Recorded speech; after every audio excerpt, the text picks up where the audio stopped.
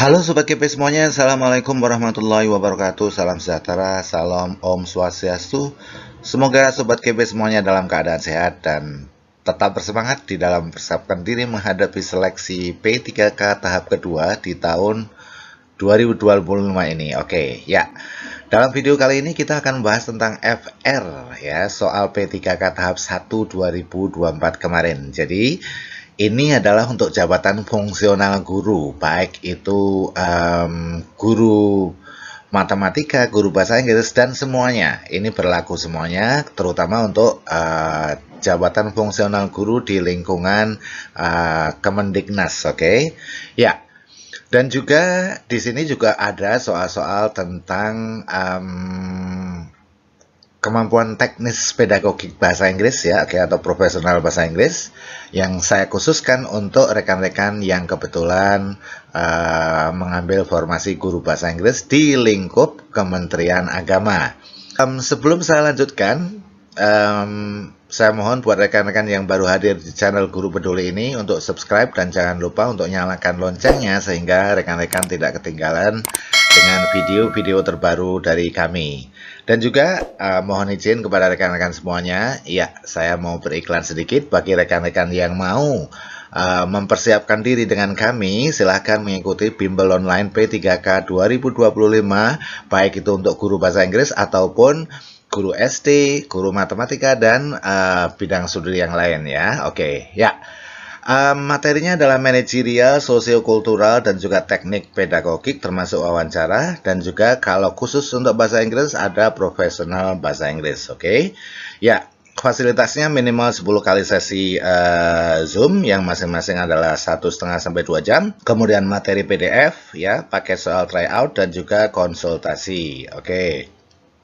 Biayanya Rp385.000, tapi pada kali ini ya saya masih memberlakukan early bird discount sekitar 15,5% untuk 25 partisipan yang pertama ya, oke.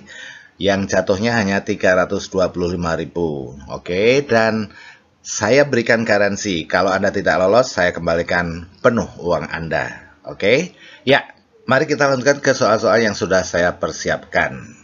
Baik Sobat KP semuanya, pada bagian pertama dari video ini saya akan bahas tentang soal kemampuan profesional berbahasa Inggris ya, yang dalam video kali ini saya khususkan kepada reading comprehension test. Ketika Anda menghadapi reading comprehension test, yang pertama kali harus Anda lakukan itu adalah membaca soal, oke, dan juga pilihan jawabannya dengan cepat, lalu kemudian you skim the text thoroughly. Okay, let's have a look at the question number 1 first. Which of the following would be the best title for the passage? Oke, ini menanyakan tentang the best topic of the passage here, itu artinya topik dari keseluruhan paragraf ini.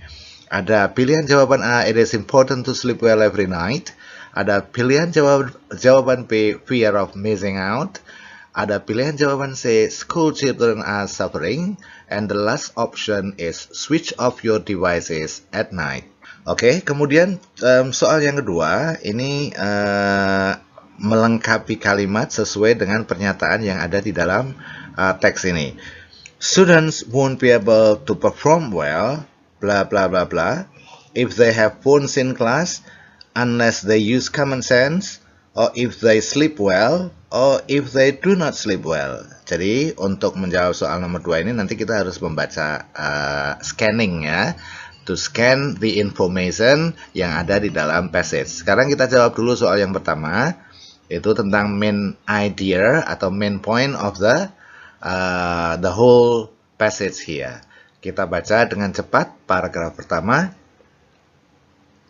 Ya, everybody knows how important it is for students to get a good night's sleep every night. Oke, jadi kita tahu bahwasanya paragraf pertama ini tentang pentingnya seorang siswa itu tidur nyenyak di malam hari. Oke, kemudian yang kedua, paragraf kedua, I read an interesting article in a teacher's magazine recently.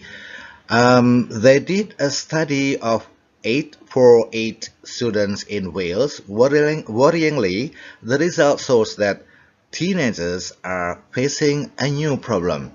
Dari sini kita tahu bahwasanya penulis ini membaca artikel yang menarik menurut dia di dalam suatu majalah guru ya, yang di mana reading tersebut melakukan studi terhadap 848 orang di Wales yang worryingly, yang sangat mengkhawatirkan adalah sekarang ini banyak teenagers yang menghadapi masalah baru. Apa itu?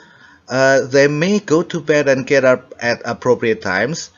Memang mereka itu tidur dan bangun pada waktu yang tepat. Okay, but a growing number, tapi semakin banyak anak-anak yang waking up in the middle of the night. Mereka terbangun di tengah malam, not to use the bathroom, bukan untuk ke kamar mandi, or not to have a snack, dan juga bukan untuk ngemil atau makan, but because a new phenomenon, karena adanya fenomena baru, FOMO. Apa itu FOMO? FOMO itu adalah fear of missing out. Nah, dari sini kita sudah mulai bisa menyimpulkan.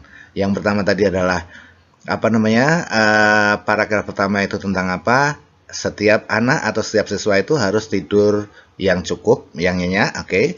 Kemudian ada sebuah artikel yang menyatakan bahwasanya ada fenomena baru di mana dari 848 siswa di Wales itu ya, semakin banyak anak-anak yang terbangun di tengah malam. Untuk apa? Untuk ini ya, bukan untuk ke kamar mandi, tapi untuk karena mereka khawatir fear of missing out ya, khawatir tidak terupdate dengan hal-hal baru yang di sosial media yang mereka ikutin. Kita lihat ke paragraf ketiga. According to the article, school children are suffering because of a growing trend to wake up during the night to check social media. Afraid of missing a comment or opportunity to take part in a chat. Ya. Dari sini kita tahu ya bahwasanya menurut artikel tersebut banyak anak-anak usia sekolah sekarang yang suffering, yang menderita. Kenapa? Karena adanya tren baru yang berkembang, yaitu bangun tengah malam untuk cek sosial media. And they do that because they are afraid of missing a comment. Mereka melakukan itu semuanya itu hanya karena mereka khawatir tidak mengikuti komen-komen terbaru atau kehilangan kesempatan untuk take part in a chat, untuk berpartisipasi di dalam obrolan sosial media tersebut. Teenagers are waking at all times of the night. Mereka sering banget bangun malam, going online, ya, kemudian online dan getting involved, dan kemudian melibatkan diri di dalam chat-chat tersebut. All this when they should be sound asleep. All this happen when they should be sound asleep. Dan ini semuanya terjadi ketika seharusnya mereka itu tidur nyenyak begitu. Oke. Jadi dari dari 3 paragraf ini kita tahu bahwasanya the best title for this passage is about what? About fear of missing out atau FOMO tadi ya. Jadi jawaban yang tepat adalah bravo. Kita lihat kemudian soal nomor 2 ini ya. Soal nomor 2 ini sebetulnya hanya tinggal kita locate ya. We need to scan ya. Oke. Kita lihat student won't be able to perform well. Siswa tidak bisa berkinerja baik kalau atau jika, kita lihat di sini, you aren't able to do your best, itu kan hampir sama ya, and keep up with all of your responsibilities unless, if you do not sleep well. Jadi unless ini artinya adalah if not. dari pilihan jawaban yang mendekati atau yang artinya sama dengan ini tadi adalah jawaban delta. Oke, so student won't be able to perform well if they do not sleep well. Gitu ya. Oke, sekarang kita lihat soal berikutnya nomor 3. Research shows that school children are tired because they bla bla bla. Tadi ada research ya. Kita lihat di paragraf berapa tadi? Ya. Nah ini, school children are suffering because of a growing trend to wake up during the night to check the social media. Jadi siswa itu siswa itu tired bukan karena belajar, tapi tired karena bangun malam hanya untuk getting involved in the social media. Jadi research shows that school children are tired because they are going to bed very late. No, they are waking up in the middle of the night. Iya, pilihan jawaban yang tepat adalah bravo. Oke, ini disebutkan. The article says according to the article says school children are suffering because of a growing trend to wake up during the night to check social media. Jadi, pilihan jawabannya adalah bravo. Ya, kemudian soal nomor 4, according to the passage, which statement is true about fear of missing out? Pernyataan yang benar tentang fear of missing out itu yang mana? Apakah anxiety about not having the related technology, the latest technology? No, ya, tidak tepat. An irrational need to go out all the time? Ini not about going out, ya oke. Kalau kita baca tadi ya. Jadi, a fear of not being updated, apakah ketakutan untuk tidak terupdate? Juga tidak. Tapi, fear of missing out itu adalah a dread or a fear of missing opportunities. Tadi ya, missing opportunity to for the interaction on social media. To take part, ya.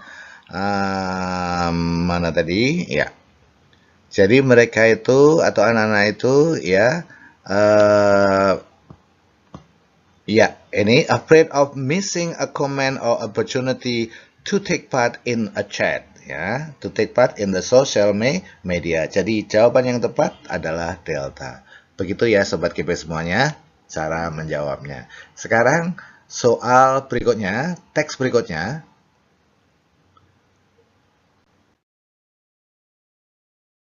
Iya, ini teks kedua.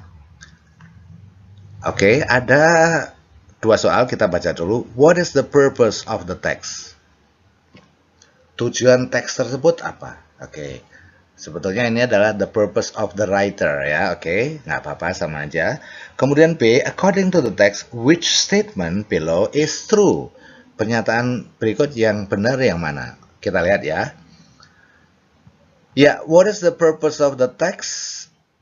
Apakah A, to inform readers about the negative impacts of excessive technology use on mental health, or to warn readers not to use technology, atau C, atau D, atau E? Oke, kalian bisa pause dulu kemudian baca. Ya, kita baca ya. Technology is an integral part of our daily lives today. From smartphones to laptops, we often rely on technology to perform various activities including work, communication, entertainment, and more. However, excessive use of technology can have negative impacts on mental health. Jadi, paragraf pertama ini intinya adalah penggunaan teknologi yang berlebihan dapat menyebabkan atau dapat memberi dampak negatif terhadap kesehatan mental. Ini yang pertama ya, oke. Jadi, kita tahu kalau untuk menentukan the purpose of the writer, itu the first one, you should know the main the title ya, the main point of the passage. We know that from the main point of the passage here, kita lihat ya, ini tadi adalah excessive use of technology can have negative impacts on mental health. penggunaan teknologi yang berlebihan bisa memberikan dampak negatif terhadap kesehatan mental. Firstly, pertama, continuous exposure to gadget screens can lead to sleep disturbance. Oke. Yang pertama adalah kalau terlalu sering atau exposure terhadap layar gadget terus-menerus itu bisa menyebabkan gangguan tidur ya. The blue light emitted by gadget screens can disrupt our body's natural rhythms and inhibit the production of sleep hormones. Jadi, sinar biru yang dikeluarkan oleh screen gadget kita, layar gadget kita itu bisa disrupt our body's natural rhythms, bisa merusak ritme alami tubuh kita dan juga bisa merusak produksi hormon tidur kita. This can result in difficulty sleeping. Ini bisa menghasilkan kesulitan tidur dan seterusnya. Kemudian additionally, ya, ini tadi berarti paragraf pertama ini adalah, paragraf kedua ini adalah argumen, salah satu argumen yang mendukung bahwasanya excessive use of technology bisa menyebabkan dampak negatif terhadap kesehatan mental.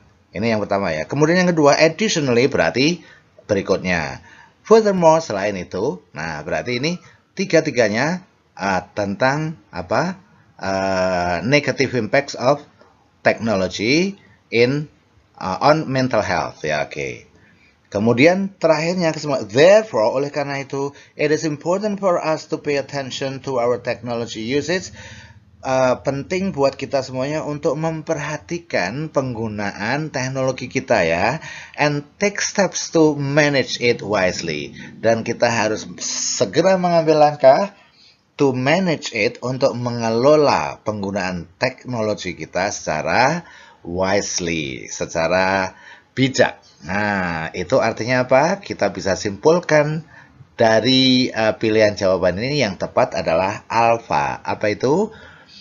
Informing readers about the negative impacts of excessive technology use on mental health and to encourage responsible technology usage, dan juga mendorong penggunaan teknologi itu yang lebih bertanggung jawab. Gitu ya, artinya apa? Kita menggunakan teknologi itu ya secara bertanggung jawab untuk diri kita sendiri, untuk orang lain, untuk lingkungan kita.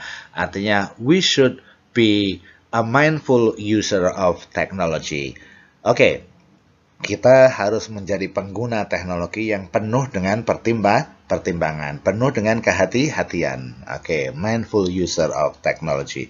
Oke. Kemudian pertanyaan nomor 5, according to the text, which statement below is true? Pernyataan yang benar apa? Technology has more negative impacts than the negative ones. Apakah ada tadi? Tidak ada ya. Oke. Most people today make use of technology to do their works and leisure. Oke. Orang-orang sekarang atau banyak orang sekarang yang menggunakan teknologi untuk apa? To do their works, untuk menyelesaikan pekerjaan mereka, and also leisure, untuk mengisi waktu mereka. Jadi dari kalimat nomor 2 ini di paragraf pertama ya, from smartphones to laptops, we often rely on technology to perform various activities, including work. Nah, oke. Kemudian juga communication, entertainment. Leisure di sini atau leisure di sini itu adalah entertainment salah satunya. Leisure activities itu adalah kegiatan-kegiatan untuk mengisi waktu atau yang sifatnya hiburan ya, leisure. Oke. There are two ways of pronouncing this word. You can say leisure, you can say leisure. Oke. Ya. Berikutnya, soal nomor 6. What is the main topic of the text? Kira-kira topik utamanya apa dari teks ini? Iya. The main topic of the text is negative impact of technology on mental health. Oke, kalau kita lihat ini ada di bagian akhir ya. Jadi inti atau the main idea of paragraph 1 is at the end of the paragraph, and it become what? Become the main topic of the whole paragraph. So the answer is B here. Now let's have a look at question number 6. What is the ini sama ya. Saya lupa mengganti soalnya. Okay, let's go to the next question. Okay, soal-soal berikutnya adalah tentang FR soal P3K tahap 1 2024 kemarin. Ini tentang SJT ya. Dan di lingkungan Kementerian Pendidikan Dasar Nasional ya, Kemendiknas ya, soal-soalnya seperti ini, baik itu untuk guru bahasa Inggris dan untuk guru-guru bidang studi yang lain sama soalnya. Iya, jadi jangan meremehkan soal teknis yang bentuknya adalah SJT, karena SJT ini bisa melibatkan banyak ilmu ya, banyak ilmu. It is multi disciplines test ya, karena ada pedagogiknya, ada psikologinya, ada juga managerial and also socio-cultural itu masuk ke dalam SJT itu. Karena namanya situational judgment test, itu adalah tes ya yang digunakan untuk mengukur bagaimana Anda mengatasi masalah-masalah yang kemungkinan besar bisa terjadi di lingkungan kerja Anda. Nah, kalau di kelas itu pasti masalahnya adalah pedagogik ya. Oke. Ya, tapi bisa juga tentang socio-cultural and also managerial. Oke, ya. Sekarang kita lihat soal nomor 1. Ketika sedang mengajar online, Anda mendapatkan beberapa siswa tampak kesulitan untuk mengikuti materi yang diajarkan dan tampak bingung. Bagaimana Anda akan membantu siswa tersebut untuk lebih memahami pelajaran dan meningkatkan keterlibatan mereka? Kata kuncinya adalah mengajar online. Oke. Beberapa siswa kesulitan untuk mengikuti materi dan bingung. Oke. Kemudian, apa lagi? Membantu, bagaimana Anda membantu siswa tersebut untuk bisa memahami pelajaran dan meningkatkan keterlibatan mereka. Oke, nah dari sisi kata kunci kita bisa lihat ini apa? Mengajar online. Oke, kemudian apa lagi? Beberapa siswa tampak kesulitan. Oke, kemudian bagaimana cara membantu siswa tersebut agar memahami pelajaran dan meningkatkan keterlibatan mereka. Pilihan jawaban yang tepat untuk soal ini adalah apa kira-kira menurut Anda? Iya, delta. Membentuk sesi kelompok kecil dengan siswa yang mengalami kesulitan untuk memberikan dukungan yang lebih intensif. Oke, jadi ketika kita mengajar online itu kita bisa membentuk kelompok siswa ya. I mean, we can also group the students by using breakout ya. Ya oke, breaking out the students into group ya oke. Jadi karena masalahnya adalah ada beberapa siswa tampak kesulitan. Ya sudah, yang kesulitan itu kita kelompokkan jadi satu, kemudian nanti kita akan bisa memberikan bantuan secara intensif di situ. Oke, ya dukungan dan bantuan penjelasan ya secara intensif. Pilihan jawaban yang tepat adalah delta. Kemudian soal nomor 2. Menurut rekan-rekan, apa kira-kira jawabannya? Ya, saya hapus dulu. Ya, jawaban yang tepat untuk nomor 2 ini apa itu? Anda mendapatkan seorang siswa yang sering mengganggu kelas dengan menggunakan ponselnya. Oke, ya menurut rekan-rekan, apakah? Oke. Untuk jawaban kali ini saya akan mencoba memberikan semuanya ya. Yang 5 yang mana, yang berikutnya apa? Oke, yang pertama adalah, karena ini pertanyaannya adalah bagaimana Anda menangani perilakunya ya, untuk memastikan keterlibatan penuh siswa dalam kegiatan belajar. Yang paling tepat itu adalah Oke, ketika ada kejadian seperti itu, yang paling tepat adalah, oke, you adakan diskusi tentang dampak negatif penggunaan ponsel selama jam belajar di kelas. Oke, ini yang bernilai 5. Iya. Kemudian berikutnya, ya mungkin ada teman-teman yang milih yang lain ya. Kita lihat. Berikutnya adalah ya membuat peraturan kelas yang melarang penggunaan ponsel kecuali untuk keperluan pendidikan. Ini juga bisa. Ini nilainya berapa? 4. Oke. Meminta siswa menyerahkan ponselnya, ini nilainya 3. Oke. Memberikan tugas memberikan tugas yang melibatkan penggunaan ponsel secara produktif dalam pelajaran, ini nilainya 2. Oke, ya. Dari sini kita tahu ya, mungkin Anda bingung kenapa yang 5 delta bukan Bravo. Oke, ini 4 ya nilainya ya. Kenapa? Ya, kita ini mendidik anak-anak kita, jadi kita berusaha semaksimal mungkin agar anak-anak kita itu melakukan sesuatu karena dasarnya adalah kesadaran. Dengan mengadakan diskusi ya tentang dampak negatif, kita sebetulnya membangun kesadaran siswa-siswa kita ya, bahwasanya penggunaan ponsel sama jam belajar itu tidak boleh, dan aturan itu sebaiknya berasal, misalnya ya, ini kan ada membuat membuat peraturan kelas. Peraturan kelas itu sebaiknya ya, ketika kita membuat peraturan kelas, sebaiknya melibatkan siswa-siswa. Nah, dengan apa? Dengan misalnya diskusi ya. Kita diskusikan, oke, anak-anak, kira-kira setelah kita membuat diskusi ini ya, diskusi tentang dampak negatif penggunaan ponsel selama jam belajar, oke. Kemudian kita serahkan kepada anak-anak, menurut kalian aturan yang baik supaya tidak ada kalian yang menggunakan handphone selama pelajaran berlangsung itu apa? Nah, jadi mereka sendiri yang membuat. Ketika when we involve the students to develop classroom rules, they will improve their sense of belonging toward the rules.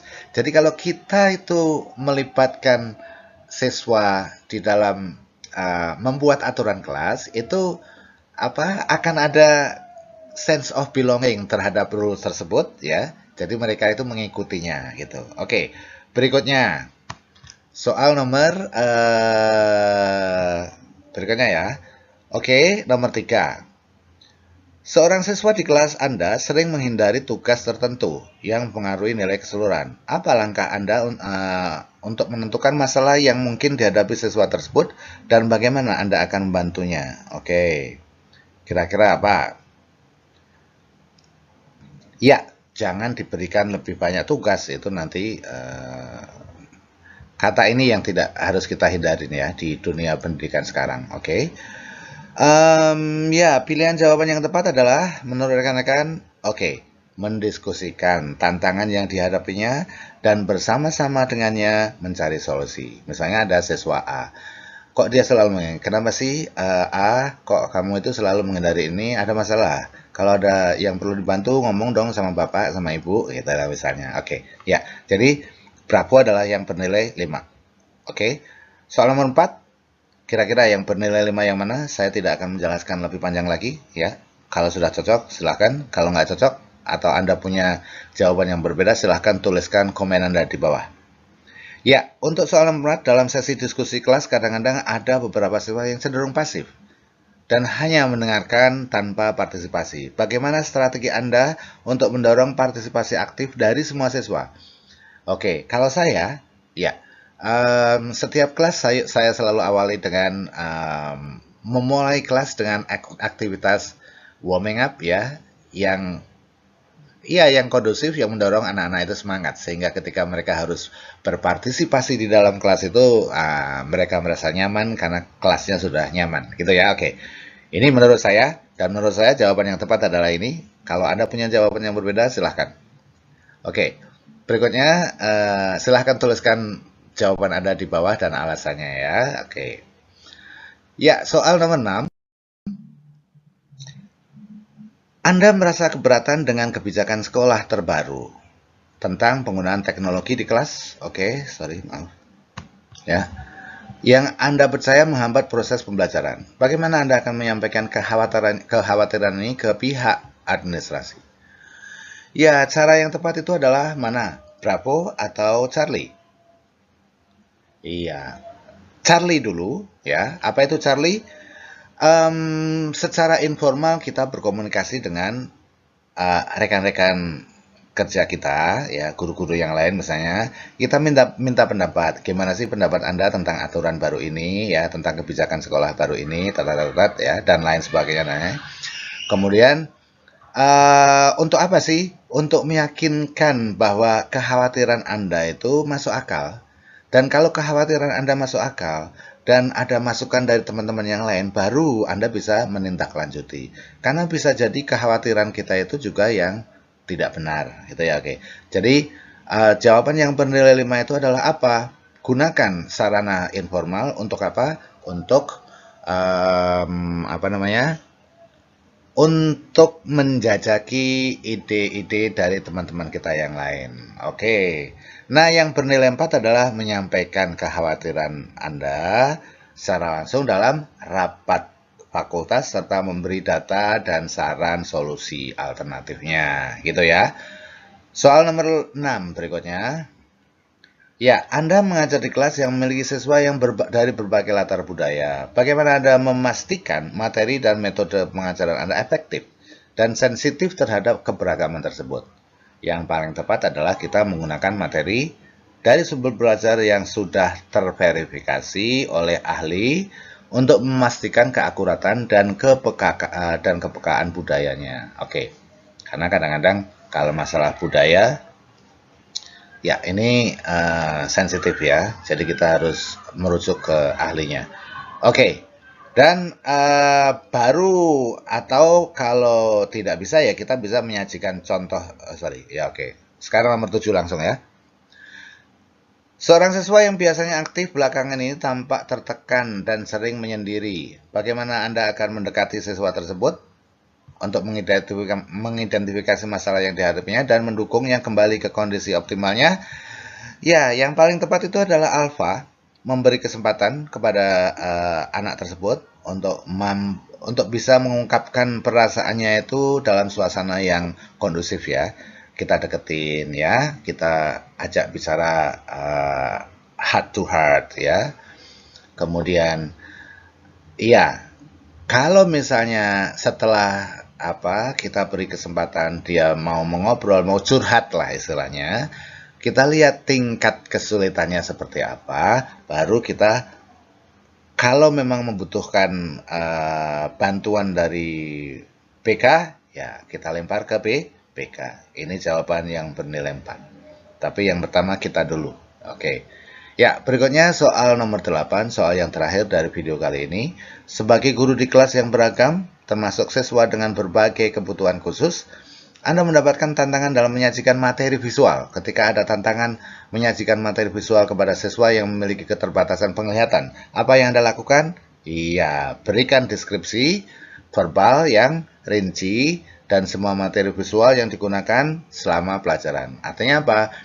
Ada deskripsi verbalnya, sehingga siswa kita yang kebetulan mengalami gangguan penglihatan itu bisa menggunakan auditorinya dengan deskripsi tadi, gitu ya. Oke. Ya. Thank you for watching, semoga bermanfaat. Dan kembali lagi, jangan lupa kalau kalian mau ikut bimbel online di Ayo Lulus, silahkan hubungi nomor telepon yang ada di sini ya, 0859 4726 8588. Oke, thank you very much. It was nice being with you all today, and see you in the next video. Wassalamualaikum warahmatullahi wabarakatuh.